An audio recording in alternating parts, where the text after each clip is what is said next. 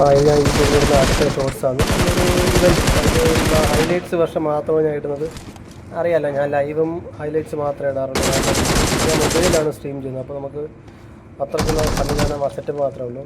അതുകൊണ്ട് നിങ്ങൾക്ക് ഈ വീഡിയോ ഇഷ്ടപ്പെടുകയാണെങ്കിൽ നിങ്ങൾ ചാനൽ സപ്പോർട്ട് ചെയ്യുക, സബ്സ്ക്രൈബ് ചെയ്ത് സഹായിക്കുക.